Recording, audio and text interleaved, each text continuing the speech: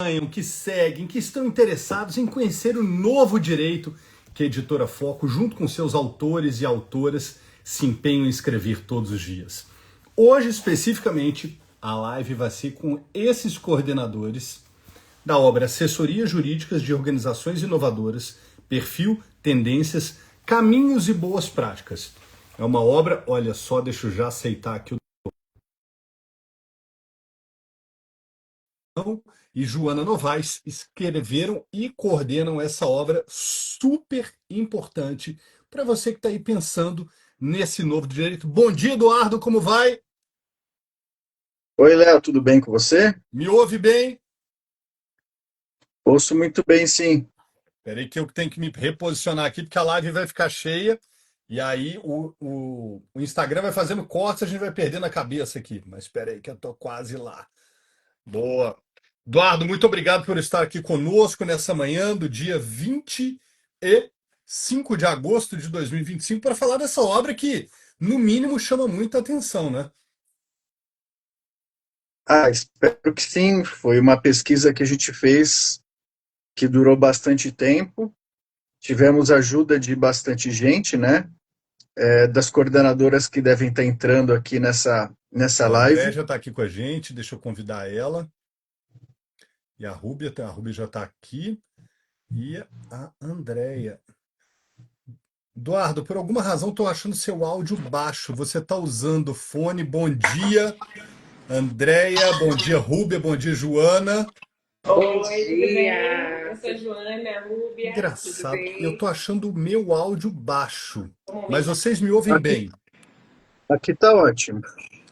Aqui funciona bem, Léo. Que coisa, deve ser uma dessas questões relacionadas à tecnologia e à minha habilidade em lidar com ela. Bom, mas muito obrigado pela presença de vocês. Deixa eu aceitar a Rúbia aqui. Peraí, a Rúbia já está aqui, né? Falta a Andréia, falta a Andréia. Isso, falta a André que estava aqui com a gente. Peraí, ela já tinha um convite dela aqui, ela sumiu. Rúbia está aqui, Eduardo está aqui. André, cadê você? Andréia. André, vê se aparece na tela do seu Instagram um convite para você estar aqui conosco. Vamos lá. Registrando a presença de alguns convidados aqui. A André não está conseguindo participar. André, confere a sua conexão, vê se você está pelo celular. Para a gente começar, vou convidar de novo. Normalmente pode ser obra da conexão. 5G do Brasil, que equivale a um 2G. Deu Oi, certo. bom dia, Bom Andréia. dia, pronto. Que bom, que bom. Vamos lá. Bom, vocês ouvem a Andréia? Eu não ouço. Ouço Ouvimos, sim. Vocês ouvimos. me Então ouvem? pronto. Então o problema é meu mesmo. Vamos seguir assim. Mas que honra tê-los aqui para celebrarmos e lançarmos juntos essa obra Assessoria Jurídica de Organizações Inovadoras, Perfil, Tendências, Caminhos e Boas Práticas. E eu começava perguntando para o Eduardo aqui como é que surgiu a ideia de lançar essa obra, antes mesmo que a gente fale do propósito dela, né? A obra tem temas maravilhosos. Eu, quando recebi aqui pelas mãos da Roberta a apresentação, falei, nossa, mas é muito inovadora a obra. Então eu queria que vocês, num papo leve, descontraído aqui, nos contassem, não só para quem está ao vivo, mas para quem também está em reprise, ou ouvindo pelo Spotify, ou no YouTube, na Amazon, na Martins Fontes, enfim, vamos alcançar todos os rincões digitais desse país para que vocês, alternadamente, com muita tranquilidade, nos conte qual foi a ideia em torno dessa obra. Eduardo dizia que era fruto de uma pesquisa. E aí eu te interrompi, Eduardo. Desculpe. Imagina, Léo, vamos lá. A ideia foi entender como que os jurídicos das empresas, das instituições, participam desse processo de inovação, porque uma impressão que a gente teve foi de que parece que o jurídico não tem nada a ver com a inovação. E a gente tentou demonstrar com esse livro, com esse trabalho, com essa pesquisa, de que o jurídico é uma parte necessária, integrante de qualquer projeto de inovação das empresas, porque é impossível pensar num projeto, novo celular, num novo equipamento, num novo automóvel, numa nova utilidade, de uma instituição que não tem uma boa assessoria jurídica para dar suporte. Mas, ao mesmo tempo, uma conclusão que a gente chegou foi que os jurídicos quase que não se veem parte desse processo. E o livro buscou resgatar de que o jurídico é importante, ele é fundamental, e, e aí com entrevistas que a gente fez com formulários e artigos das pessoas que contribuíram, a gente tentou demonstrar que isso é importante, que isso é fundamental, e de que forma assim, os jurídicos esperam que os novos estudantes se comportem, como que o ensino jurídico pode ser repensado, e aí teve alguns desdobramentos, mas a peça fundamental foi essa. De que forma os jurídicos participam dessa inovação como processo. Não olhar o jurídico para dentro dele mesmo, apenas ferramentas e tecnologias, mas para fora, em termos de processo, de relacionamento. Maravilha. Vou mandar uma pergunta para a Andréia aqui. Andréia, como é que foi a reunião desses 4 coordenadores, para então a gente depois falar do convite dos autores? Como é que vocês se organizaram para formar esse corpo de autores e autoras dessa obra? Não, foi super orgânico. Na verdade, o problema que a gente tinha é que era um tema de estudo praticamente sem bibliografia. Então, nós nos sentamos, no primeiro momento, o Eduardo coordena esse núcleo de estudos de inovação no Mackenzie, né, com direito, e direito da inovação. Ele é o autor ele é o autor de uma obra sobre direito da inovação que é pioneira no país e que é pioneira globalmente. Eu acho que são raros os lugares em que o direito da inovação no mundo é tratado fora do campo da propriedade intelectual e da tecnologia apenas. Ele entende direito da inovação como direito da inovação empresarial, direito da inovação na engenharia, né? É uma compreensão mais ampla do que a inovação e muito compreensiva do trabalho das empresas. Então, acho que a primeira coisa é, conceitualmente, o mérito dessa visão mais compreensiva do Eduardo do que a inovação, né? Dessa abordagem do tema de maneira não focada em tecnologia ou propriedade intelectual apenas. Que é diferente, inclusive, de centros de estudo de direito da inovação em centros globais de trabalho, no Canadá, nos Estados Unidos, nas áreas de direito da inovação. Então, ele enxergou isso. Daí, a gente viu que, para pensar isso dentro das empresas, a bibliografia era praticamente nula.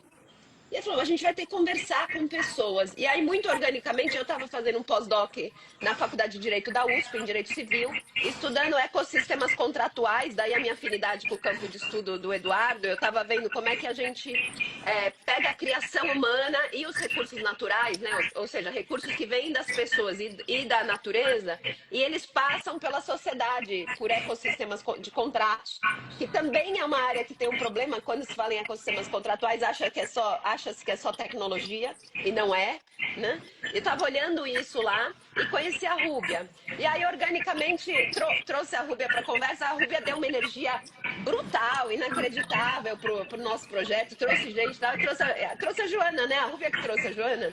E aí, nos apresentou a Joana maravilhosa, que também trouxe depois essa capacidade de realização. Então, a história é muito bonita de como o projeto chegou, foi do comecinho ali, da ideia inicial ao fim. Eu acho que tantos projetos perdem energia no Brasil. Nós não temos as vias institucionais para os projetos irem do começo ao fim. Nós não temos muito método. Acho que o Brasil é meio trôpego nisso. Tem países que têm a linha de montagem das coisas, né? A gente aqui tem que ir na força. E o Eduardo teve essa visão, essa energia. É muito bonito como essa reunião aconteceu. Obrigado. E aí você já deu aqui o fio da meada que eu precisava. E Rubem, então você entra nesse processo e traz junto a Joana também e conta para mim então como é que foi a partir dessa locução de coordenação, como é que vocês escolheram os autores? Porque lá no site da Foco, inclusive, antes de eu te passar a palavra, Rubem, vocês podem, as pessoas que estão nos ouvindo, podem baixar as primeiras páginas do livro e conhecer o sumário e os primeiros capítulos de cada um dos artigos. Mas a gente tem, assim, a seleção de autores por áreas. Então, a parte 1 do livro fala de análise dos resultados da pesquisa, parte 2, relatos de experiências, que então traz, deixa eu ver se eu não estou errado, 16 artigos nessa segunda parte. Então, como foi a seleção desses autores? Por que Eduardo escreve 2 artigos? Por que Paulo escreve 1? Como é que foi essa organização? Nossa, excelente pergunta. Primeiro, eu vejo assim que o diferencial da nossa obra é que ela tem um mix de uma equipe multidisciplinar. Então, nós conseguimos reunir diversas experiências, né, num time muito diverso e partir dessa escrita de efetivamente de uma pesquisa empírica, que eu acho que é o que traz a riqueza, porque quando você escreve uma obra, muitas vezes é fruto daquilo, ainda que você tenha as suas pesquisas, mas daquilo que você enxergou e tal. Mas nesse trabalho foi muito bacana, porque a gente partiu das dores do mercado, então daquilo que realmente está acontecendo com as assessorias jurídicas, e muito relacionado a esse mapeamento feito por nós, pelo Eduardo também, né, no sentido de identificar quem são as assessorias, né, quem são as organizações inovadoras que nós temos e que admiramos aí no mercado, e uma vez que mapeadas essas organizações, entender o que elas fazem, né? Quais são as dores, o que elas fazem, como elas enxergam as assessorias jurídicas. E isso foi um trabalho extremamente colaborativo, de modo de que a gente trouxe pessoas que a gente conhece, né? Eu levei clientes, o Eduardo também mapeou dentro da experiência deles, algumas pesquisas dentro do próprio LinkedIn, redes sociais, André ajudou com esse convite também, e a gente foi trazendo, então, muitas pessoas para serem ouvidas nas nossas pesquisas, nos nossos debates, e olha, era muito legal. A Andrea tem uma dinâmica muito bacana, que ela tinha uns post-its que a gente ia anotando as principais frases ali, depois a gente mapeou essas frases, porque de fato ali tinham frases de muito impacto, e isso que me marcou, né? Então você ouvir lá que, olha, o jurídico precisa estar lá para fazer o core acontecer. Então já começa o jurídico tem que se engajar no negócio, ou então o jurídico precisa sair de uma posição em si mesmada, né? Então a gente foi ouvindo que, olha, muitas das coisas que vocês vão precisar na assessoria jurídica de uma organização inovadora, você não aprende na faculdade. Então, assim, a gente já começa, meu Deus, onde que eu vou aprender isso? No nosso livro você vai ver ali uma boa fórmula.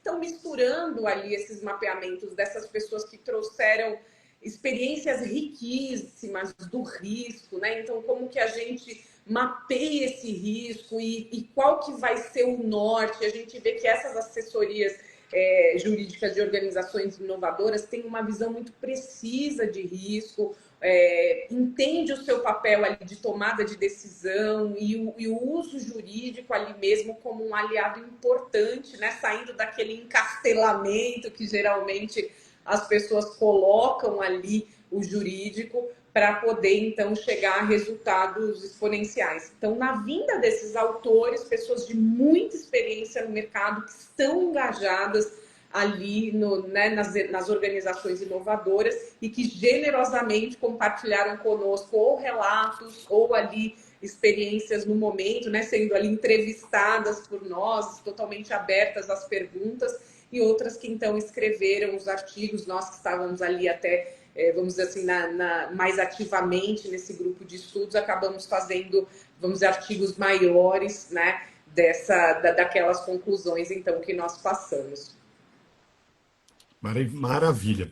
Agora, Joana, contextualiza um pouco para a gente de que áreas nós estamos falando com o convite desses autores. Porque se eu vou lá na apresentação do livro, aqui a gente tem uma seara de áreas essenciais para essa inovação pautada pelo olhar do direito. Mas para quem não está com essa apresentação em mãos, contextualiza para a gente do que a gente está falando. A gente está falando do agro? Não, a gente não está falando do agro, a gente está falando do quê? Perfeito, obrigada. Excelente pergunta. Bom, minha chegada, assim, contando brevemente, minha chegada se deu de uma forma mais sutil. O Eduardo, muito gentilmente, me convidou para ser articulista, contribuir, mas aos poucos eu fui me envolvendo com a obra e com os coordenadores, que são pessoas fantásticas, assim, referências na área, realmente vale a pena se aprofundar. E aí me tornei também uma das coordenadoras, tive essa honra. Então foi uma caminhada gradual, eu acho interessante contar isso, porque às vezes a gente se compromete com o projeto, mas ele vai crescendo em importância, né? Verdade. E eu acredito que a mesma coisa aconteceu para os articulistas, né? Acredito que são 24 no total, se não me falha a memória, Eduardo, qualquer coisa me corrija. E isso também foi crescendo gradualmente, porque o que acontece, tocando no tema que você trouxe? Em geral, hoje em dia, a gente observa o seguinte, Léo, o direito em si, ele vem de um lugar de muita hierarquia, de muita, né, solenidade, de um lugar muito clássico, mas de mais ou menos 1990 para cá, ele vem se modernizando, passando por um processo de inovação muito acelerado, né? Não é algo lento, é algo diário e difícil de acompanhar. Então, a gente vê aí a chegada da IA, e hoje em dia, assim, é inquestionável, não tem como dizer sim ou não, ela já faz parte do nosso dia a dia, da tecnologia, enfim, de toda a modernização do próprio processo em si, desde o fórum até os escritórios, tá? Então, diante de todo esse cenário, só para fazer um overview, né? Diante de todo esse cenário, a gente viu a necessidade de escrever sobre isso. E aí o Eduardo, como a Andréia e a Rubia já pontuaram, ele, a partir desses dados muito bem fundamentados, então não baseado em achismos, não na nossa opinião pessoal, mas nesses dados, né, muito técnicos, a gente teve acesso a informações muito preciosas, né? Por exemplo, só para trazer um percentual aqui antes de abordar esse outro ponto, cerca de 89 a 90% dos nossos entrevistados afirmam que não vão substituir, não têm substituído e não têm pretensão de substituir o corpo pensante, né, os profissionais, por IA.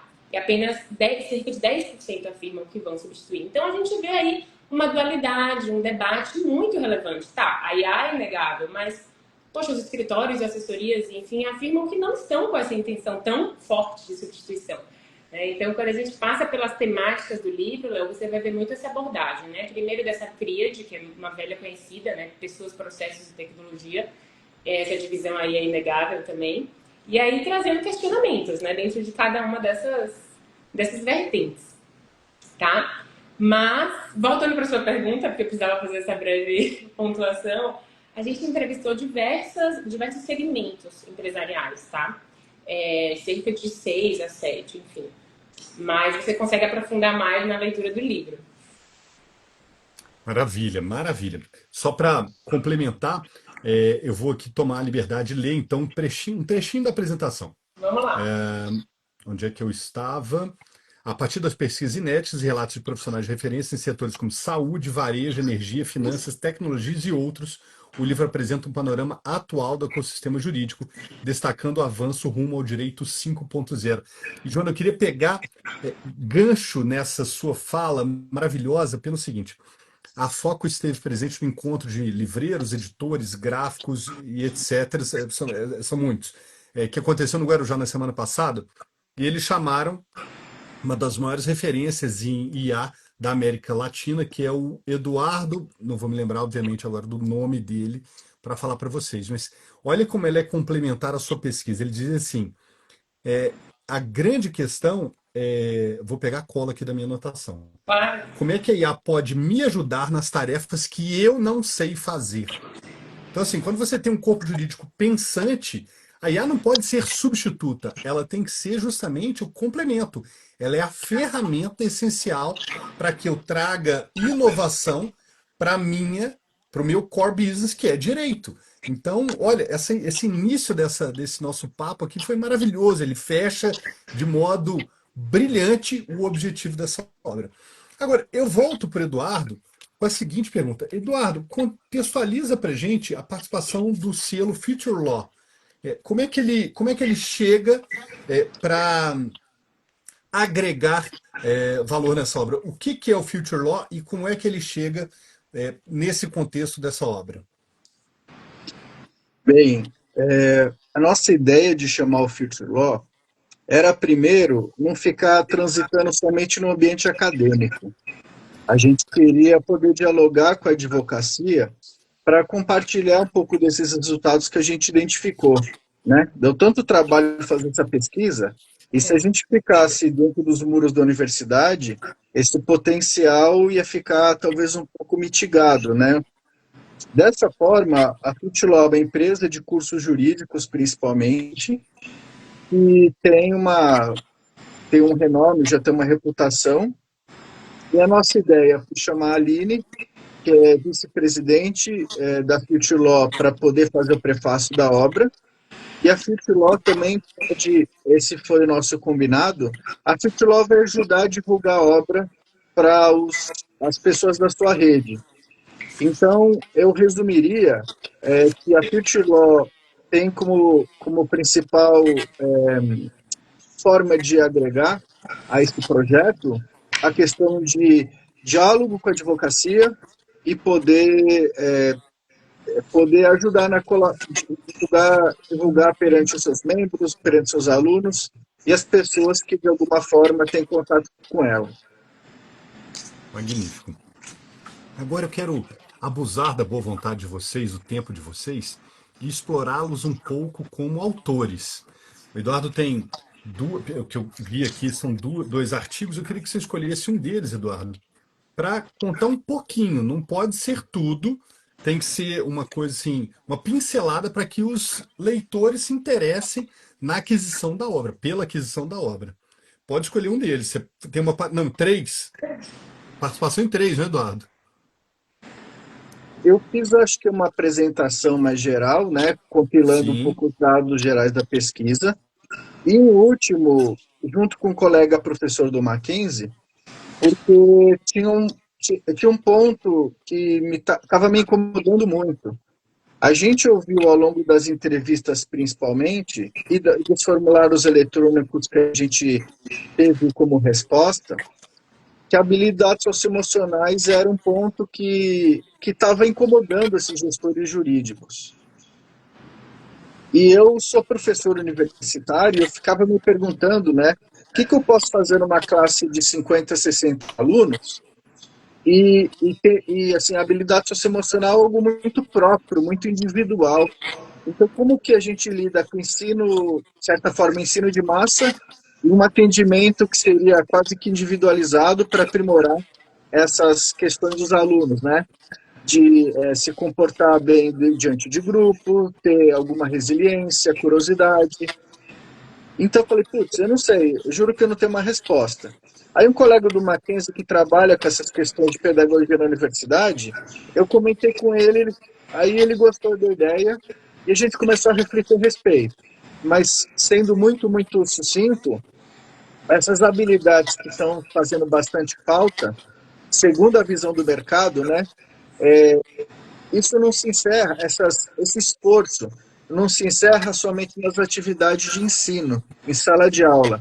Elas precisam necessariamente ter um reflexo, ou talvez ser mais amadurecidas na atividade de extensão, em que os alunos têm um contato direto com pessoas da comunidade, pessoas do bairro, através de clínicas, através de juizados especiais, para que o aluno tenha uma formação mais completa e já que a sala de aula é tão difícil ter esse contato tão próximo com 50, 60, talvez os alunos com essas formações complementares consigam adquirir um pouco desses ingredientes que o mercado avisou que está sentindo um pouquinho de falta.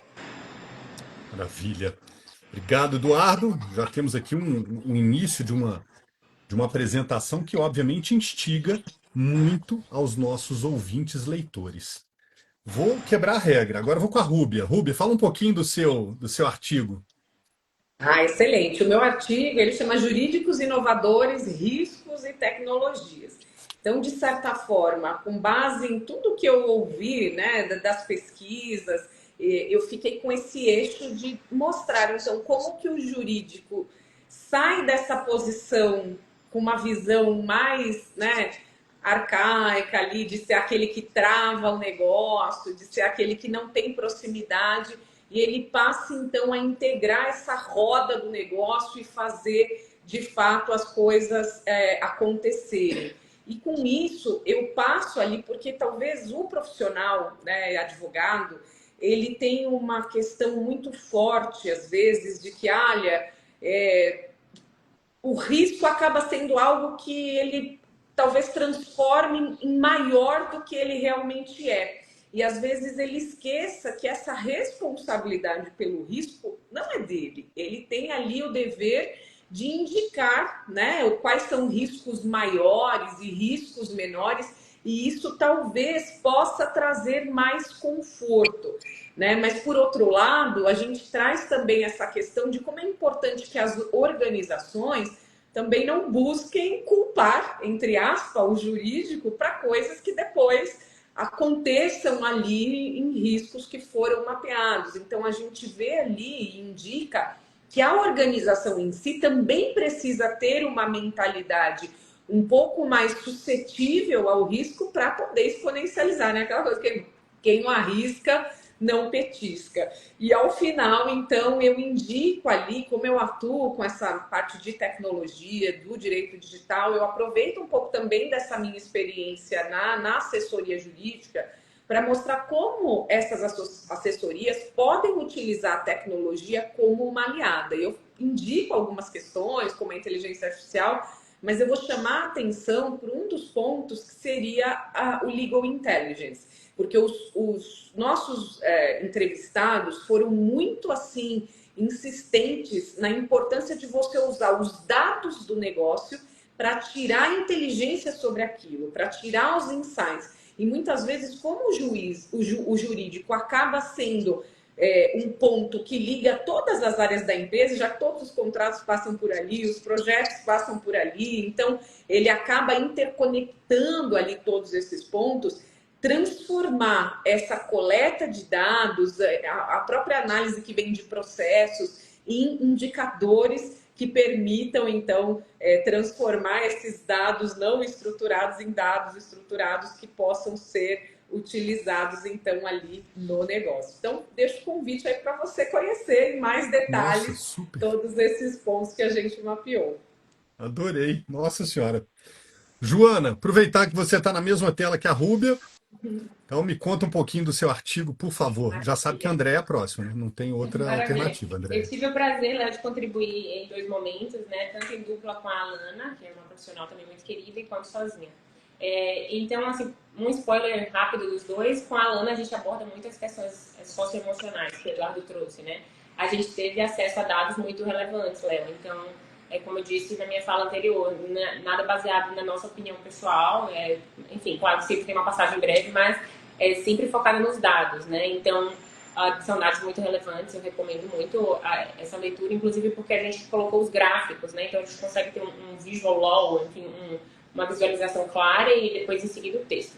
O meu artigo que escrevi sozinha, eu abordo muito a questão de que a área de Legal Ops, com certeza você já ouviu falar, ela ainda está numa fase beta, né? E aí trago a provocação de que o próprio Google se auto-intitula beta, né? Ou seja, ainda em desenvolvimento, como nós todos aqui, né? Seres humanos. Não sabia. Então, assim, só para fechar essa fala, muitas pessoas falam, me dá uma fórmula. Eu trabalho com IA e tecnologia há mais ou menos 5 anos dentro da área jurídica. Então, muitas pessoas me dão uma fórmula, então, quais são as 3 principais coisas, né? Todo mundo quer uma fórmula express. Mas essa fórmula existe, ok? Posso te passar, posso te recomendar uma pós-graduação, um CLM de gestão de contratos, uma IA maravilhosa. Mas aí eu trago a provocação de você abordar outros pontos, né? Então, seja soft skills, seja essas habilidades socioemocionais, seja sua própria personalidade, né, dentro do seu dia a dia, outras coisas que às vezes não são tão inovadoras. Então, de que adianta contratar IA se a gente ainda tem um pensamento obsoleto, sabe? Essa é a minha provocação. Exatamente. Eu acho que vocês vão gostar, acho que você vai gostar. Muito bem. Andréia, sua vez de contar para a gente como foi a sua participação. Então, Léo, eu acabei escrevendo sobre um ponto bem específico que eu escolhi de coração escrever porque enquanto os advogados falavam nas nossas reuniões, eu falava, puxa vida, tem uma diferença clara na estrutura dos jurídicos em cada empresa. E tem empresas que o organograma delas é feito, né? É desenhado para o jurídico ser mais reativo, e tem empresas que perceberam o papel do jurídico e aí a minha sensação, eu tenho uma curiosidade para contar. Eu sou, na verdade, psicanalista clínica, eu sou advogada, mas no dia a dia eu trabalho com psicanálise clínica. Eu tenho uma paixão pelo direito, que foi a minha primeira formação, então eu fui estudar filosofia do direito no doutorado, direito civil e essa questão da inovação conectada com o meu doutorado, né, os ecossistemas contratuais na pós, mas no dia a dia eu sou psicanalista clínica. E aí a minha preocupação sempre foi criatividade, processo de inovação, e eu sempre fiz consultoria para empresas em inovação. Não ligada a direito ainda. A conexão surgiu com o Oriente, com essa conversa com o Eduardo, né? E aí na hora que eu vi aquilo, eu falei, puxa, o que a gente precisa passar? Como é que eu ajudo esse grupo de advogados trabalhando com isso e tentando enfrentar esse problema?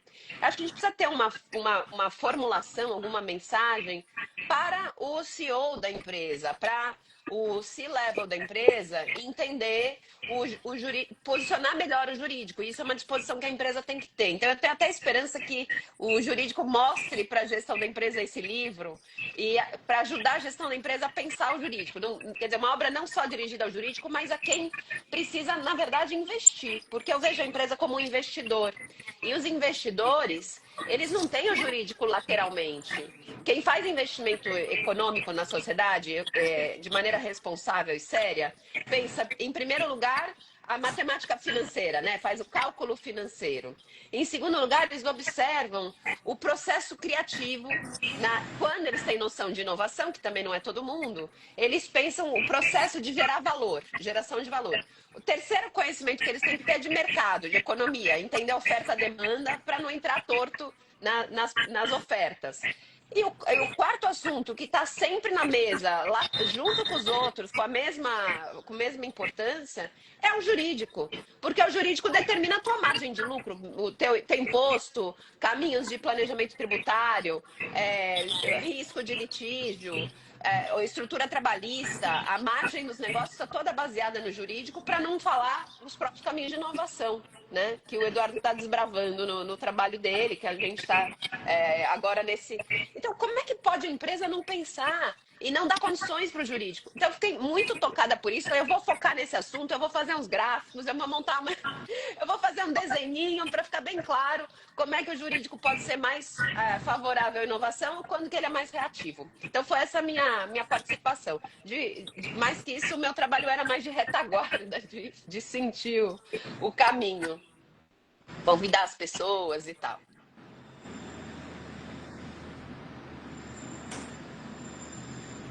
Vocês estão ouvindo, Léo? Não, Léo, você tá mudo pra gente. Agora eu quero assim. Não, ainda não. Você está mudo, Léo? Agora sim. Não, Eduardo, que a gente ouviu. Ah, calma. Não, o Léo tá mudo. Léo tá mudo. Quer entrar e sair? Será que dá certo?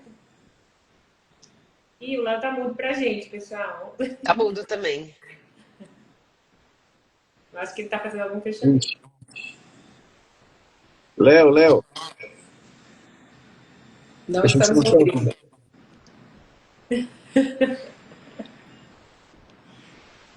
Você vai Ah, quero reiniciar? encerrar pra salvar. Tá. Acho que vai fazer o encerramento. Isso.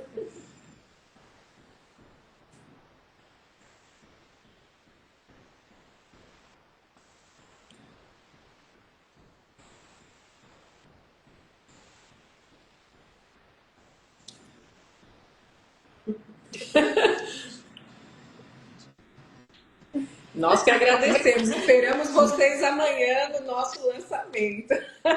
Obrigada, Léo. Obrigada, foi um prazer, gente. E parabéns, editora. Um grande abraço a todos. Obrigada.